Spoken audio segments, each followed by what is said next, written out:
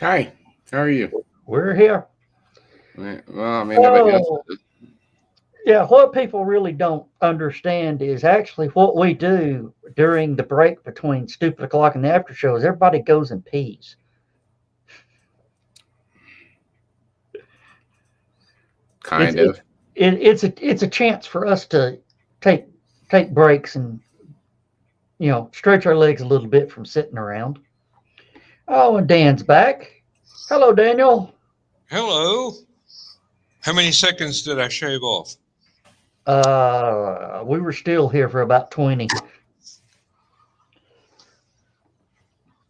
Oh, All right. we are going to cut this show a little short tonight. I'm fighting an oncoming headache that I took two Tylenol before the first show, and then I took two more after it started about an hour later, and it ain't even scratched it. So I'm gonna. Yeah, evidently, I pulled a muscle in my back today while I was trying to lean over the laptop to read the desktop screen during a Larry Niven chat this afternoon. Ah, The laptop was doing updates, and I couldn't shut it off. But I pulled something under my left clavicle, whatever the bone in the back there is, and mm. it hurt like hell. And I've already taken like 6 leave, and it's just finally beginning to die out. And I don't know if it's the damn aspirin or the beer. So, Oh, oh, skunk, you have got a real not Wild Boys, a Lost Boys look going on right there with that lighting. The vampire movie.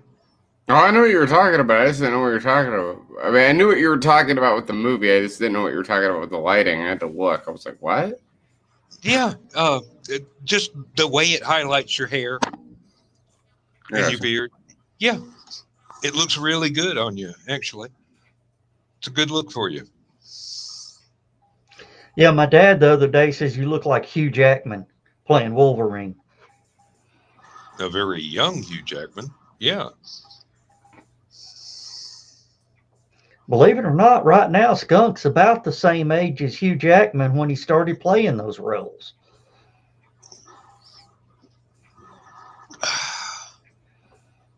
It's been he's been playing Wolverine for nearly 25 years now. Yeah, and that really seems like there's some time compression going on because it only seems like four or Maybe five years, 10, maybe 10. four or five, basically. Yeah. Yeah, I've managed to squeeze a lot of life into a more years than I care to count. Of course, this last year's made it stretch out a little bit. Yeah. Oh well, I just looked at the countdown clock today for my retirement. I've got 35 months.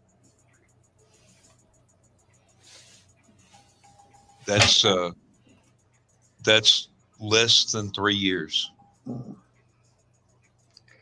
Um, I'm thinking next week is the fifth anniversary of my medical retirement. 5 years. And your back still kills you.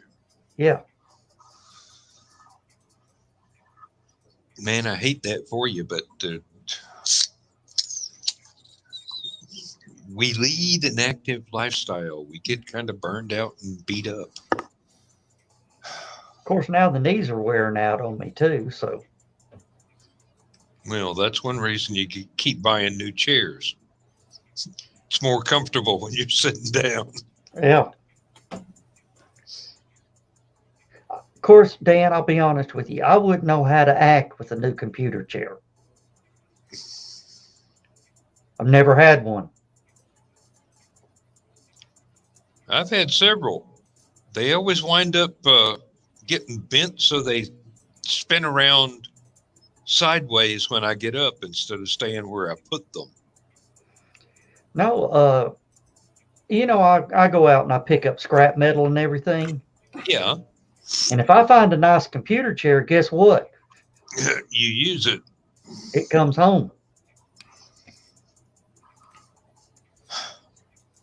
Oh, Well, I'm not going to admit what bent this damn computer chair.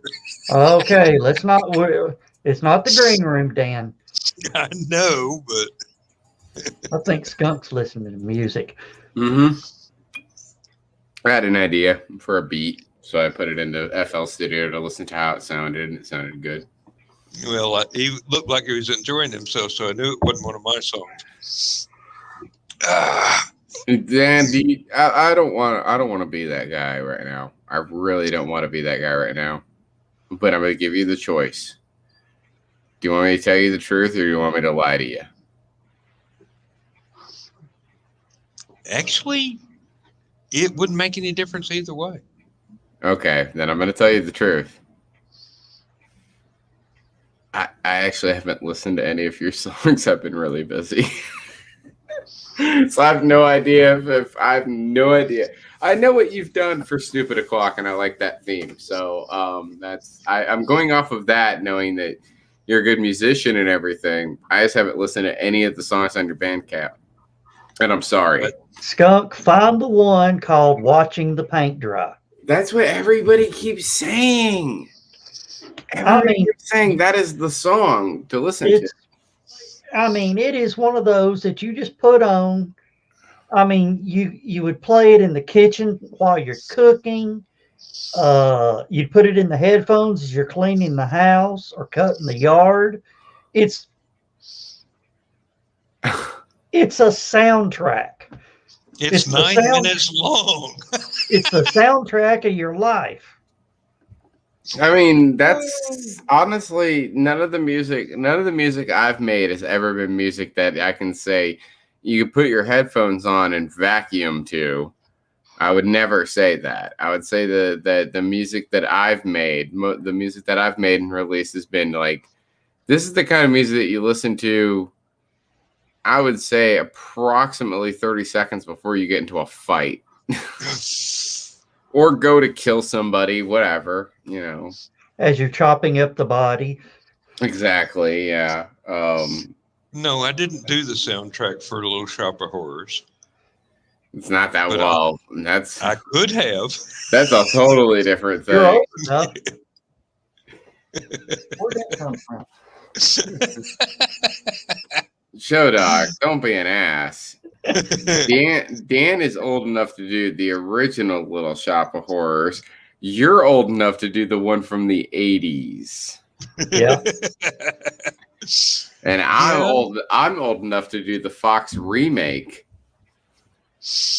I wish I were smart enough to have written the soundtrack to the one that's a musical. We need to find Audrey's been talking about doing this for a minute because Audrey I've known about it.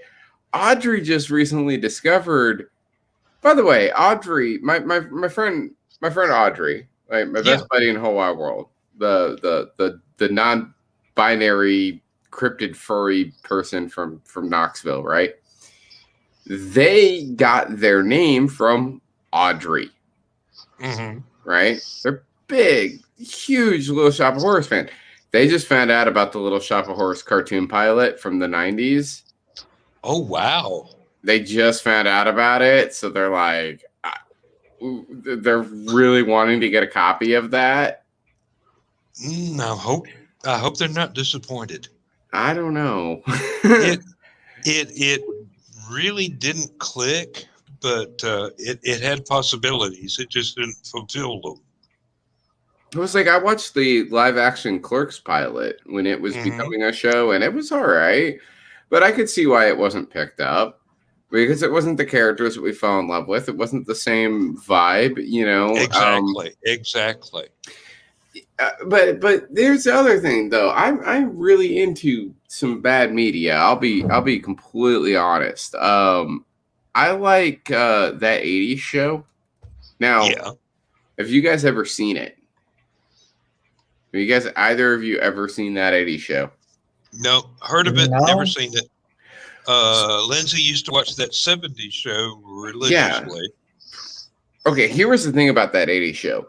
When that 80s show came on, here was my big problem with it, and I think a lot of other people's big problems with it. We see on the DirecTV guide, it says that 80s show, right? And I'm like, this is the days of TiVo. So I'm not watching promos I'm skipping commercials and stuff, right? Mm-hmm. So I'm not watching the bumpers between episodes and stuff. So I'm going through the guide one day and I see that 80s show. And I'm like, that's got to be a typo.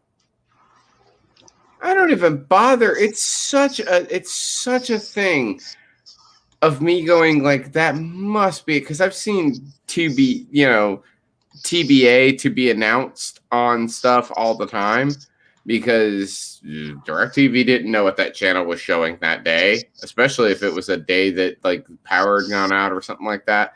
You'd see TBA on there all the time.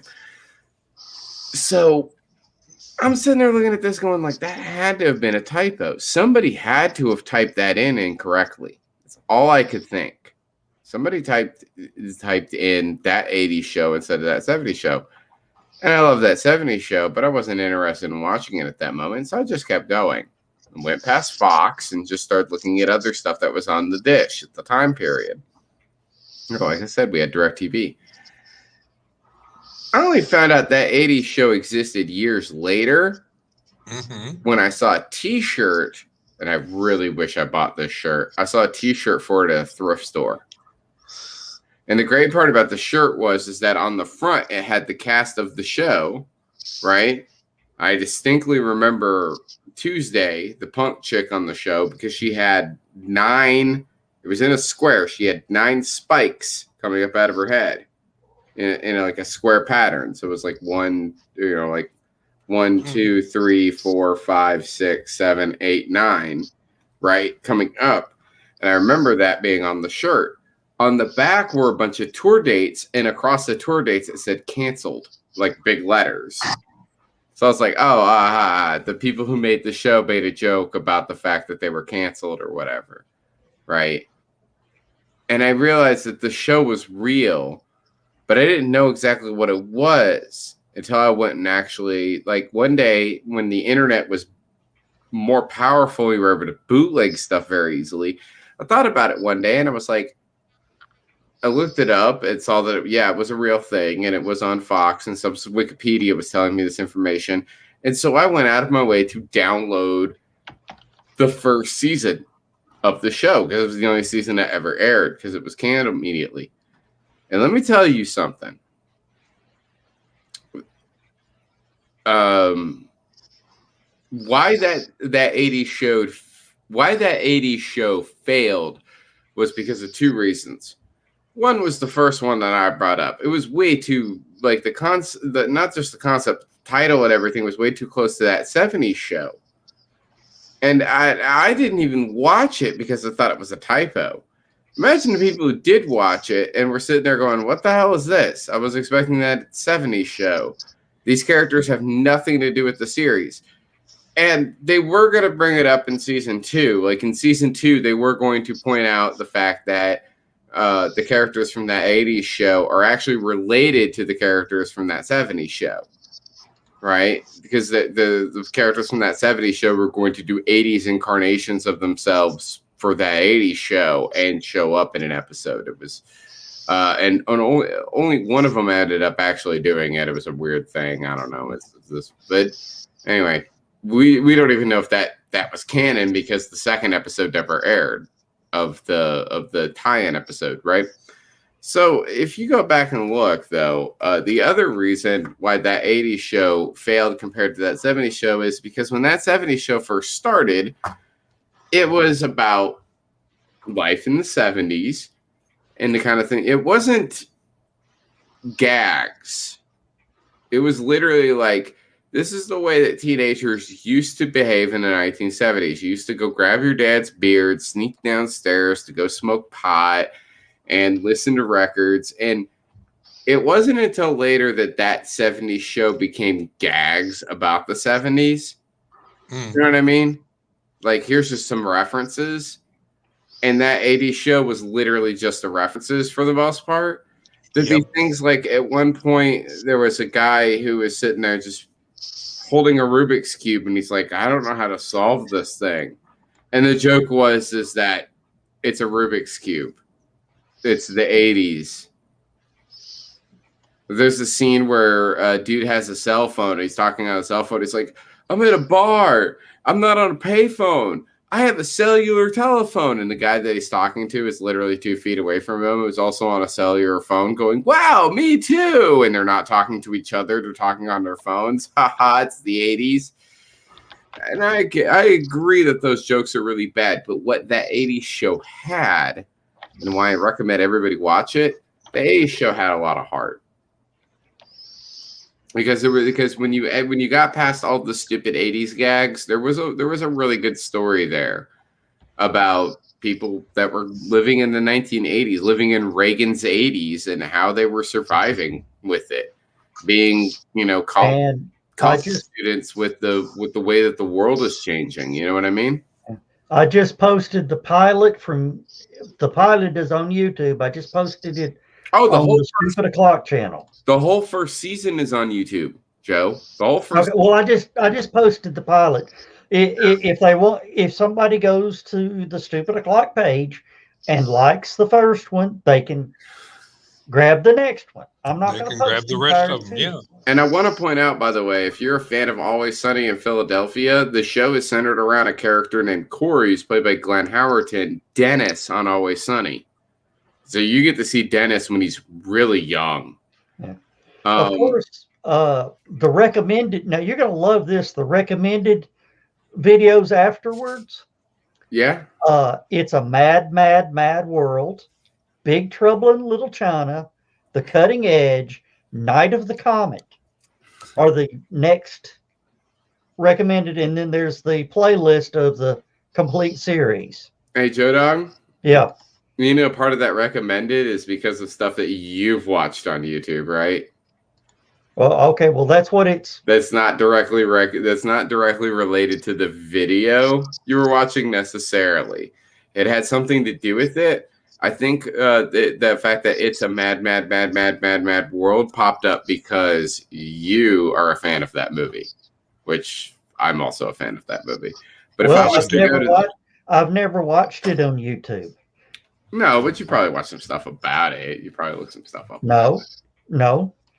And I've not watched Night of the Comet. Well, I know for a fact that you've watched Three Stooges stuff on YouTube. No. You telling me you've never watched anything Three Stooges related on YouTube ever? You know they're in a mad, mad, mad, mad world, right? Yeah, they're the firefighters. Yeah. I'm gonna bring up that 80s show video. And so here's the recommended videos for me for that 80s show for that same episode. This is just showing off how YouTube's algorithms work. That 70s show, every circle in chronological order. Angry Video Game Nerd Season 5, The Best of Reba, all seasons. That 70s show, The Final Goodbye. That 80s show, The Complete Series. Newhart, 4 episodes. The last 4 episodes of Newhart. Dead Meat's Christine Kill Count. And Half-Life, a linear sequence of scares from Civi 11. Those are the ones that I can see on the page right now of recommended videos because I'm watching this. Well, I'm scrolling down. It's showing me recommended movies. And there's a movie on here I've never seen. Oh, I want to point out that as I'm scrolling down, yes, It's a Mad, Mad, Mad, Mad World does pop up. Yeah. But there's also a Doctor Who review that I'm seeing. Doctor Who review, Part 5, the Tom Baker era. Mm-hmm. And also not a bad one. Big Trouble in Little China is here as well. Yeah. Somebody uploaded all of Kids in the Hall brain candy, apparently. Yeah. Dan, here's a movie that you would like. It's called Brannigan. I remember that, but not from YouTube. John Wayne, 1975. So He's basically doing Dirty Harry. I'm going to have to watch that one. So here's the thing about that 80s show. Let me sell that 80s show for you guys, right? It's about a guy. Like I say, he's played by Glenn Howerton. His name's Corey. He works in a record store. He's a college dropout. And he wants to be a musician. He lives at home with his dad, who is one of those like power suit Reaganomics kind of guys, right? And his sister, who is a Cyndi Lauper hippie type who wants to save the world, right? Like I said, he works at the record store, and his best friend is a yuppie who works at a used car dealership. He sells Yugos, right? Yugos and Volvos, apparently. They all live together. It's the 1980s, and the show is really about like basically college age life in the 1980s, what these kids go through, being that they're in their like, their mid 20s. They're all supposed to be college students, but one of them dropped out of college, one of them entered the workforce immediately, and one of them doesn't want to be in college at all. She ends up dropping out as well, but she doesn't want to tell her daddy because she doesn't want to be a disappointment. And the basic story revolves around Corey's relationship with Tuesday, who is the punk chick who also works at the video store or the record store, and the woman who works at who owns the record store, Margaret, who's an old roadie she knows everybody. She always has a, and then story, with every musician that's ever, like, she has this great story about Eric Clapton that makes me laugh every fucking time I think about it, because she's just all like, she's talking about Downey, like, because Tuesday at one point is just all like, I want to know how you got my clothes to feel so soft, and Margaret takes the shirt out of Tuesday's hand and goes, Downey. Eric Clapton couldn't live without it. Even when that man was strung out, he was always spring fresh. Boy, that smell takes me back. Oh, God, I went too far. She starts having an acid flashback. It's hilarious. There's also one of the other characters on the show who is a dynasty type, with the shoulder pads and all that other stuff. God, I cannot remember the character's name. I can just remember the actress's face. But she's bisexual, and she has a lesbian attraction to Corey's sister. And that was a major thing on Fox in the 90s, to have a lesbian relationship on screen. Especially an unwarranted lesbian relationship that was kind of creepy, but it was still kind of cool, that they went there. There's even a really great line where Roger is just all like, "You go both ways, I go both ways too," and she just goes, "Ew," which is hilarious. If you get outside of the gags, like at one point, Corey and his sister are having an argument, so she pulls him into the girls' restroom. It's calling it the office, so they have a private place to talk. But every time they try to enter a stall to have a conversation, people are just all like, "There's only enough for us, get your own." Or talking about how numb their gums are because they're all in the bathroom doing coke. They never explicitly say it, but Or like at one point, two guys are walking through the club and one goes, "Is my nose bleeding?" And he's like, "No, you're fine." Oh, Definitely 80s. Definitely 80s. Best line in the whole show is during the episode where a guy at the club dies. And I think if I remember correctly, the episode is called My Dead Friend. One of the guys at the club dies in the middle of dancing, right? And the father comes in and he's just all like, "So you guys are home early. That's a shock." And they're like, "Somebody at the club died." And he's just all like, "What killed him?" he was like, well, there's a line that you cross. There's a line you don't cross when you're partying. And Rick, he snorted his. This show could get pretty fucking dark, but it was a really good show. And I fell in love with the June Tuesday character immediately. Like she is everything in my heart. And I see so much of myself in Glenn Howerton's character of Corey that I'm like, I really wish I could have been that dude back in the 80s, just making music in my garage, pissing my dad off the entire time because I don't want to become a corporate drone just like him, and working at a record store with a cool punk chick who I bang every once in a while and have to deal with her horribly butch roommate. Like, that sounds awesome to me. Why can't I have that life? Instead, I have the other Glenn Howerton life from Always Sunny in Philadelphia. I live with Danny DeVito because Joe is never here. He hasn't moved in yet, and he's spending all my freaking money. Yeah. Joe, let me recommend to you something I've been watching, and it'll give you an insight into Elon Musk.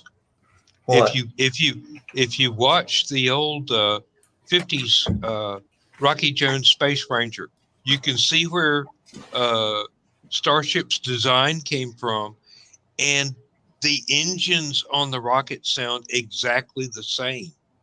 Oh yeah, I mean, it is uncanny. I mean, it's a single stage to orbit to outer space to land vertically, and it's a beautiful if dated thing. Yeah. Well, actually, this rocket, what we're seeing now is the second stage. Yeah, I know. It can go orbital. Yeah. And return, but it would have to be no payload. Yeah. But that's how far it is. But yeah, I think when Skunk gets back, we're going to have to wrap up.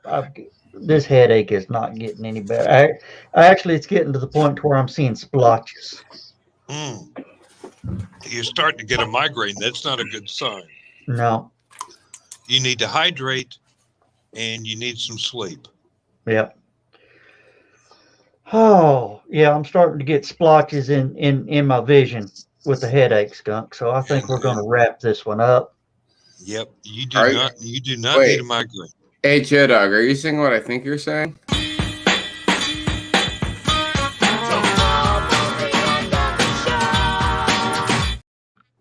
Yep. Pretty much, yeah. Joe, go take care of yourself. Yeah, that's what I'm going to do. Do you have any of the little magic bottles?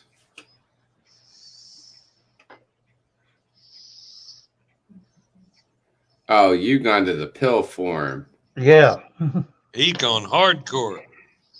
You know, the magic bottles work better than the pill, right? Oh, yeah. But that's... I don't know. I've been hitting these pretty hard today. Well, I've already had 4 of these in 2 hours. Ooh, that's like me. The whatever the pain it was under my shoulder blade was just really intense. By the way, Joe Dog, you want to know some bullshit? You know they have a red label version of that and they have a green label version of that, right? The green of those pills right there. Yeah. Right? The green label the red label version is supposed to be for the extra strength Tylenol. The green label version is supposed to be for the extra strength Excedrin. And the green label version is like $2 more than the red label version, right? And they're the exact same thing. They're literally the exact same fucking thing. It pissed me off so bad to figure that out because I bought both. Pills are numbered the same. I bought both of them, and they charge extra for the green label version because it's the Excedrin generic as compared to the Tylenol generic, but they're the same fucking thing. Yeah. It's got the aspirin and caffeine in it. It's got aspirin, caffeine, and acetaminophen, and it pissed me off so bad that I find out that it's just fucking Excedrin. That's all it is. It's fucking Excedrin. Yeah. Well, you want to know something? It's basically Midol. No, Midol has a diuretic in it as well. And I don't need to pee any more than I'm peeing already. I just drank 6 fucking Red Stripes. Yeah. Joe Dog, what were you saying, buddy? It's also the exact same. One pill is the exact same thing as a Goodies powder. Yep. That's why Goodies are so good, because they contain acetaminophen and aspirin. And the caffeine. And the caffeine, yeah. But you can get acetaminophen and caffeine, but without the aspirin in the extra strength Tylenol. Yeah, but the Goodies powders and the BC powders and stuff like that, they actually get in your bloodstream faster because they are powders rather than pills. By the way, BC. I want to point this out though. BC does not have aspirin in it, or is it not? It doesn't. It's one of the two. They both start with A. It's either acetaminophen or aspirin. One of them doesn't have it in there. So go with Goodies. Goodies is the good shit. And I think it's time to wrap this show up, man. Yep. I want Joe Dog to get some damn sleep. So I think we're going to say goodnight. All right. Thanks, everybody that tunes in on the rewatch. And we will see. We got a launch tomorrow night at 10 p.m. on the Armchair Rocket Science page. If you're watching on Sunday afternoon, tune in. We're going to try to get some more Starlink satellites to improve the internet speeds. And we've got Skunk's Scrubhouse videos tomorrow night at 7 p.m. or 8 p.m. It's going to be, we're going to start going to 7 p.m. because unfortunately AEW Professional Wrestling Show has moved their pay-per-views from Saturday to Sunday. And because they're going to be on Sunday, that means that more AEW and WWE pay-per-views are going to get in the way of our podcast. So we've decided to move back to 7 p.m. That being said, I do want everybody to tune in for a little bit tomorrow night at 7 p.m. We're not going to do a full show, though. We're not. Audrey is really upset about David's passing. I'm also very upset about David's passing because he was a member of Scrubhouse Video Club, and he was actually one of our, if I remember correctly, he's our top patron.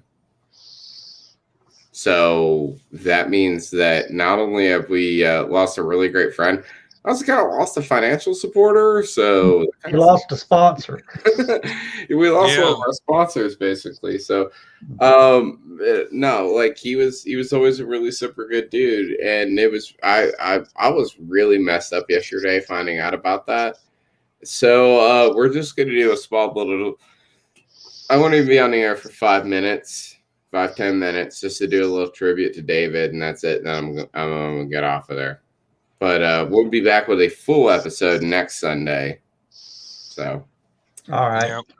Well, for the people watching, I highly recommend Scrubhouse Video on Sunday nights. We've got really entertaining. Dan, we've got an episode idea coming up in the future, and it's one of the best episode ideas I didn't come up with it. Technically, Audrey didn't come up with it. It was a dude that we were watching movies with suddenly just started posting these things in the chat, and it just we went down a rabbit hole the other night. I told Audrey, I was like, you have to stop. You have to stop right now. We have to save this concept for the podcast because this is too good to not put on video. I was dying the other night. I had tears streaming down my face. I was crying. It was so funny. Because there's this concept we're going to talk about in the future about a certain type of poster that's really funny. Audrey sent me a picture earlier. They downloaded about 1,200 images of these style of posters, and I started dying. I was like, this is great. We're going to be able to string this out over several months. But with that being said, I think it's time to end the show. So, Joe, you want to do the honors? Let's say good night, everybody. Good night, Joe, and take care of yourself.